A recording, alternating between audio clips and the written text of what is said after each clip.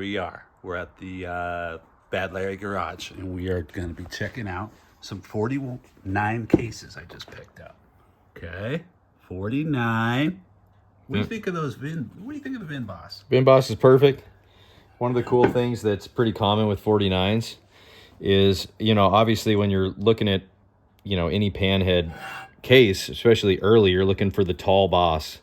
And I can pull some cases out from the other room to show you the comparison, but the boss is taller in early cases.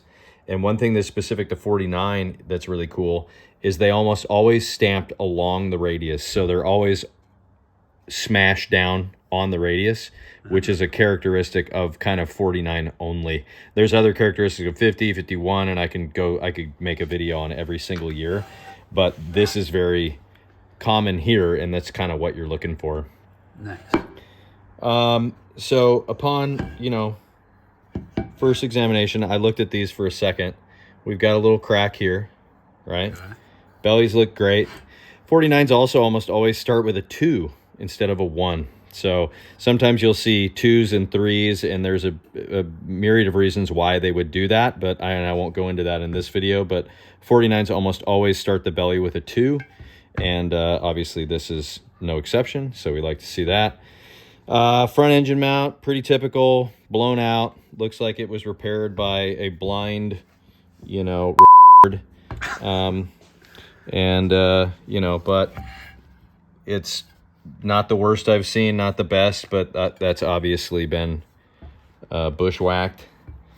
We have a big repair on the rear motor mount here.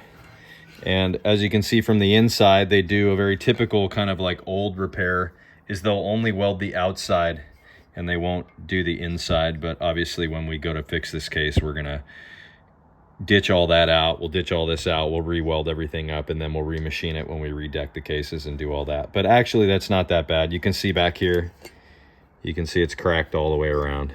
Yeah. But no big deal. So that thing was totally off. Totally cracked, yeah. No big deal though. I mean, it is a big deal. Like if you needed to have this fixed, it's not like, I love this thing that people do on the internet where they talk about like, oh yeah, it should be like a quick fix down at your local weld shop.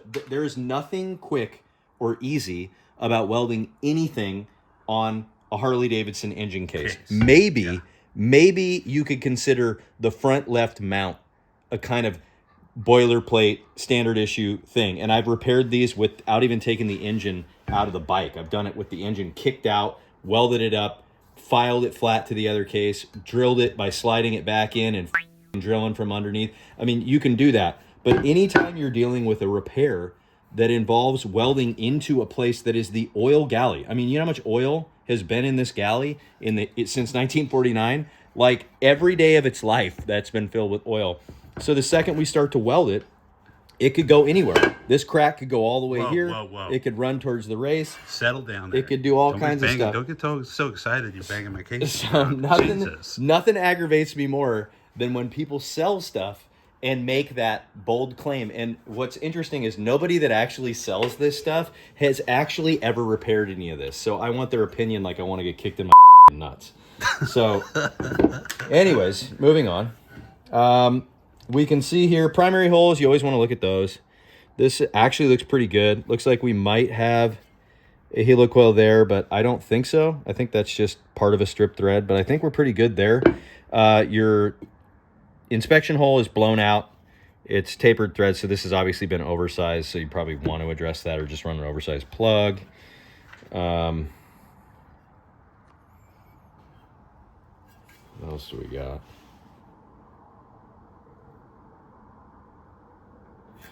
Kind of an interesting thing here. See this oil spot?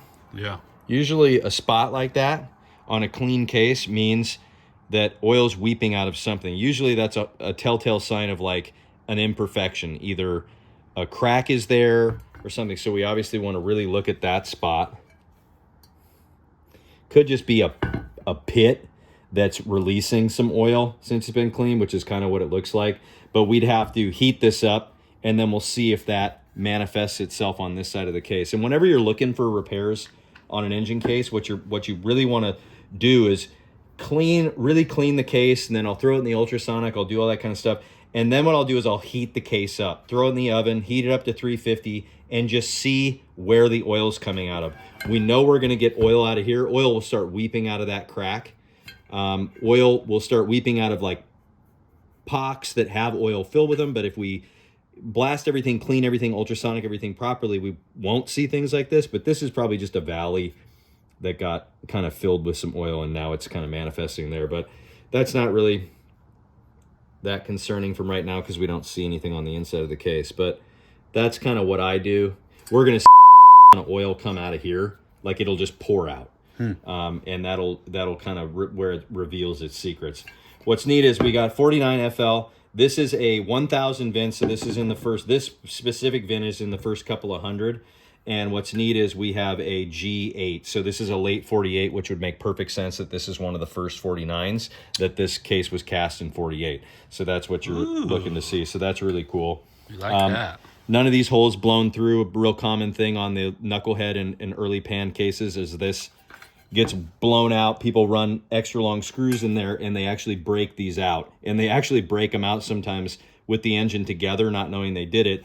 And then this just shoots oil out of it. So, and you lose a lot of crankcase pressure, which is awesome if you're drag racing, not so awesome if you're not. Okay. Good. Moving on to the right side. Bellies again. Bellies match.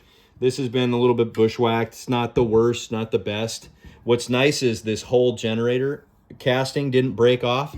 It just cracked down here, and then somebody, obviously the same guy. This isn't a horrible repair, but you know, they didn't, I don't know if this was done with the engine together or not, but obviously they didn't address what was happening inside. Here, you know, they just kind of built it up and then drilled a hole through it. My guess is they kind of did all this with the engine together.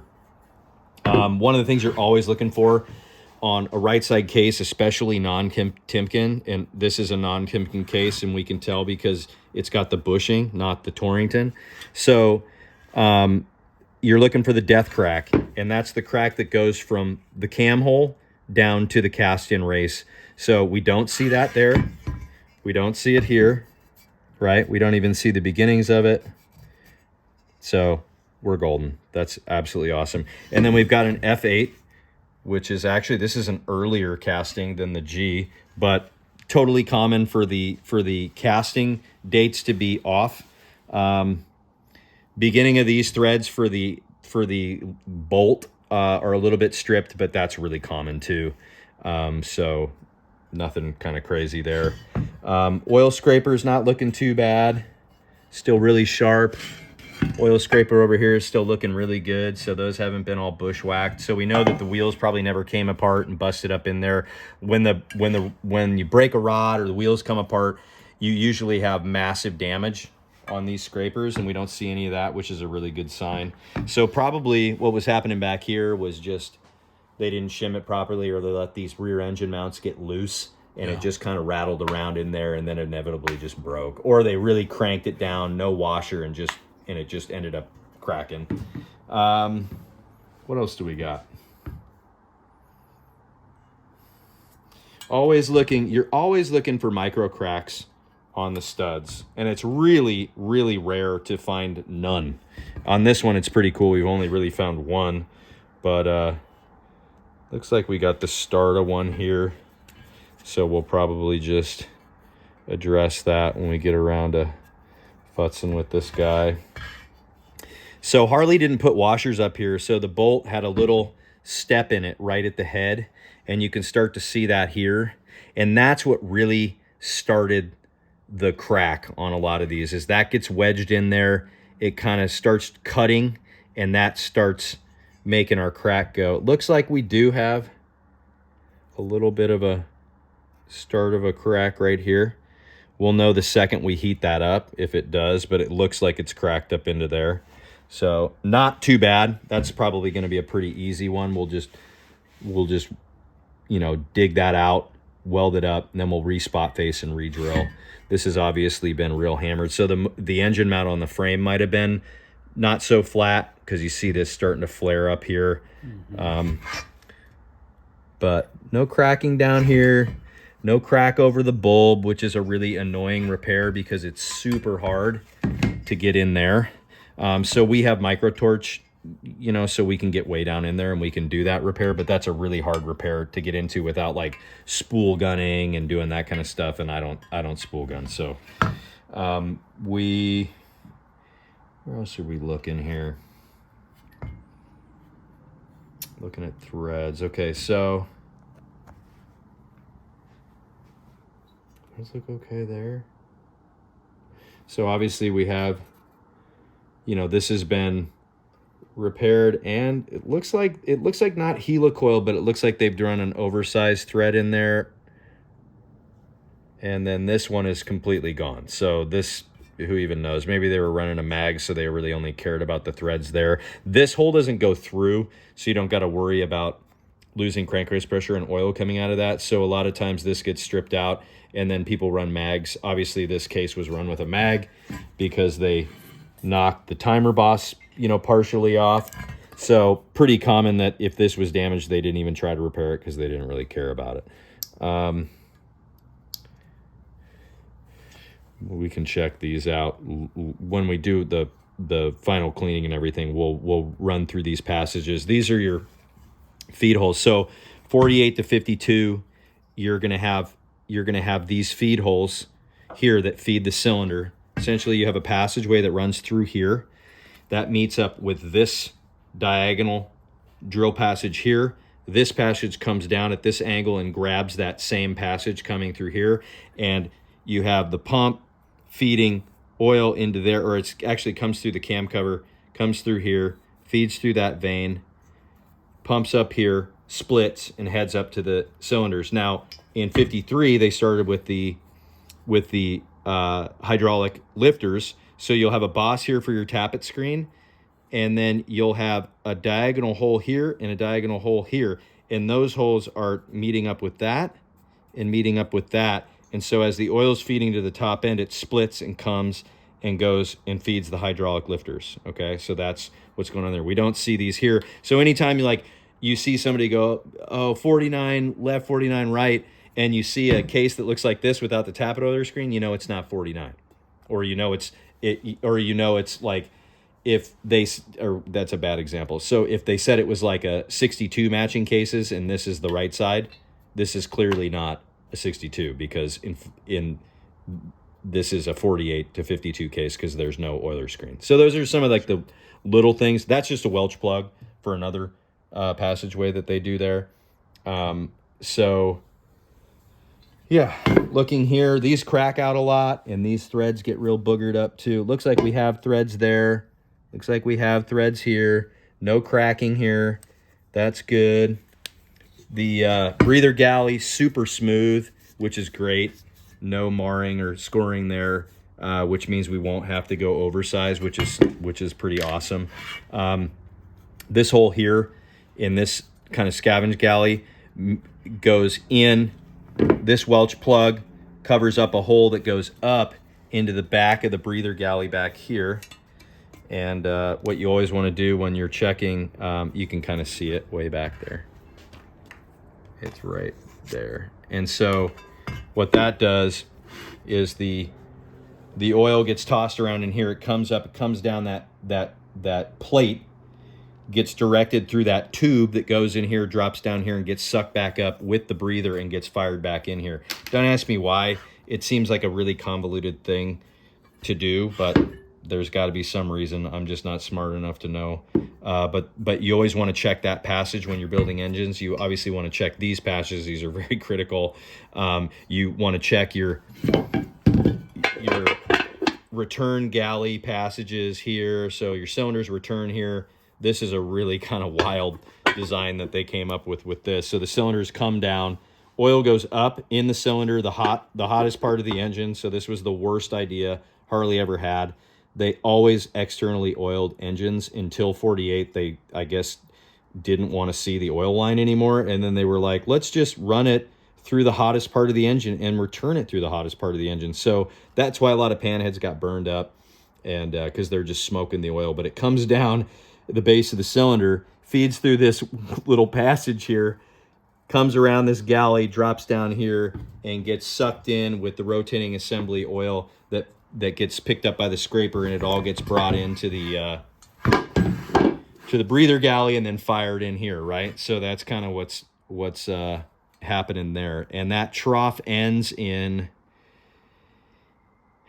I want to say it's like 53 or 54, but it might actually be 55 when they switch to Timken. So they might have actually run that longer than I thought. But anyways, I'm trying to riff and remember all this stuff off the top of my head. So if I'm wrong, please don't, persecute me on the internet. That would be horrible. What else do we got here? All of our cam cover holes look good. All those threads look good. There's no helicoils in there. Miraculously, all our tappet block holes look pretty good. There's a bunch in that one, but I just think that's like dirt dauber type stuff. These threads look a little dirty, but I think that's just filled with either media or like dirt dauber kind of crap. All in all, looking pretty good. Our oil pump surface here isn't awesome. See how we got a little kind of like, it almost looks like pitting. So what we'd probably do is we'll pull all these studs and then we'll just dress that. And what we'll do is we'll just dress it with a stone, because we don't really want to remove a whole lot of material there, and we just want it to be flat. Because all that is interference with the pump. We want that to be nice and flat.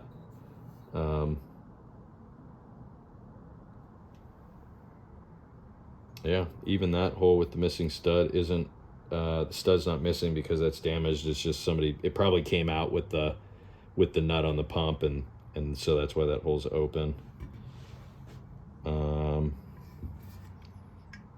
Yeah, all in all, no big surprises, dude. This is a pretty solid start here. I'd be stoked to own them myself. So you're stoked. This obviously, they sell these. I can't remember who sells them. I want to say it's like Lowbrow or somebody like that sells this little add-on piece. And so what we'll do is we'll just order one of those, put it on there, and just add it. Might as well keep this part because it looks so good and it's going to look original. And then we'll just we'll cut the bolt, the one that goes on it starts here, and we'll just modify that one to be the right height, and we'll just put that on there, dress that up. When we do the repair, we'll dress that up and then needle scale all that so it looks cast again.